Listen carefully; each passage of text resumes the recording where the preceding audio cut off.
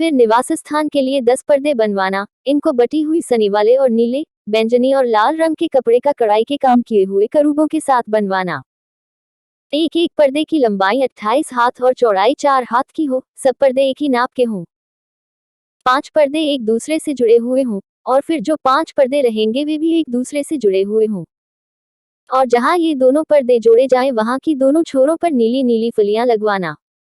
दोनों छोरों में 50-50 फलियां ऐसे लगवाना कि वे आमने सामने हों। और सोने के 50 अंकड़े बनवाना, और पर्दों के पंचों को अंकड़ों के द्वारा एक दूसरे से ऐसा जुड़वाना कि निवास स्थान मिलकर एक ही हो जाए। फिर निवास के ऊपर तंबू का काम देने के लिए बकरी के बाल के 11 पर्दे बनवाना। एक एक पर्दे की लंबाई 30 हाथ और चौड़ाई 4 हाथ की हो, 11 पर्दे एक ही नाप के हों। और 5 पर्दे अलग और फिर 6 पर्दे अलग जुड़वाना, और 6वें पर्दे को तंबू के सामने मुड़कर दोहरा कर देना। और तू 50 अंकड़े उस पर्दे की छोर में जो बाहर से मिलाया जाएगा और 50 ही अंकड़े दूसरी ओर के पर्दे की छोर में जो बाहर से मिलाया जाएगा बनवाना।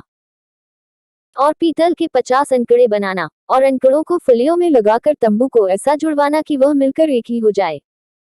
और तंबू के पर्दों का लटका हुआ भाग, अर्थात जो आधा पट रहेगा, वह निवास की पिछली ओर लटका रहे।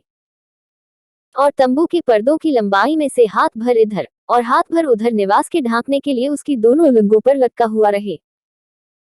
फिर तंबू के लिए लाल रंग से रंगी हुई मेदों की खौलों का एक ओढ़ना और उसके ऊपर सुएसों की खौलों का भी एक ओढ़ना बनवाना। फिर निवास को खड़ा करने के लिए बबूल की लकड़ी के तख्ते बनवाना। एक एक तख्ते की लंबाई 10 हाथ और चौड़ाई 1.5 हाथ की हो। एक एक तख्ते में एक दूसरे से जोड़ी हुई दो दो चूल्हे हों। निवास के सब तख्तों को इसी भांति से बनवाना। और निवास के लिए जो तख्ते तू बनवाएगा उनमें से 20 तख्ते तो दक्षिण की ओर के लिए हों। और 20 तख्तों के नीचे चांदी की 40 कुसिरियां बनवाना, अर्थात एक एक तख्ते के नीचे उसके चूड़ों के लिए दो दो कुसिरियां। और निवास की दूसरी अलंग, अर्थात उत्तर की ओर 20 तख्ते बनवाना, और उनके लिए चांदी की 40 कुसिरियां बनवाना, अर्थात एक एक तख्ते के नीचे दो दो कुसिरियां हों। और निवास की पिछली अलंग, अर्थात पश्चिम की ओर के लिए 6 तख्ते बनवाना, और पिछले अलंग में निवास के कोनों के लिए 2 तख्ते बनवाना। और ये नीचे से दो दो भाग के हों और दोनों भाग ऊपर के सिरे तक एक एक कड़े में मिलाए जाएं। दोनों तख्तों का यही रूप हो, ये तो दोनों कोनों के लिए हों। और 8 तख्ते हों, और उनकी चांदी की 16 कुसिरियां हों, अर्थात एक एक तख्ते के नीचे दो दो कुसिरियां हों। फिर बबूल की लकड़ी के बेड़े बनवाना, अर्थात निवास की एक अलंग के तख्तों के लिए 5, और निवास की दूसरी अलंग के तख्तों के लिए 5 बेंडे, और निवास की जो अलंग पश्चिम की ओर पिछले भाग में होगी उसके लिए 5 बेड़े बनवाना। और बीच वाला बेड़ा जो तख्तों के मध्य में होगा वह तंबू के एक सिरे से दूसरे सिरे तक पहुंचे। फिर तख्तों को सोने से मढ़वाना, और उनके कड़े जो बेड़ों के घरों का काम देंगे उन्हें भी सोने के बनवाना, और बेड़ों को भी सोने से मढ़वाना। और निवास को इस रीति खड़ा करना जैसा इस पर्वत पर तुझे दिखाया गया है।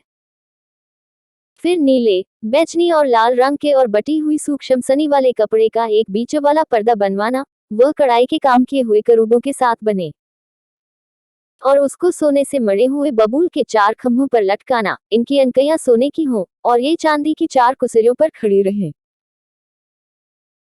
और बीच वाले पर्दे को अंकैयों के नीचे लटकाकर उसकी आड़ में साक्षी पत्र का संदूक भीतर ले जाना, सो वह बीच वाला पर्दा तुम्हारे लिए पवित्र स्थान को परम पवित्र स्थान से अलग किए रहे।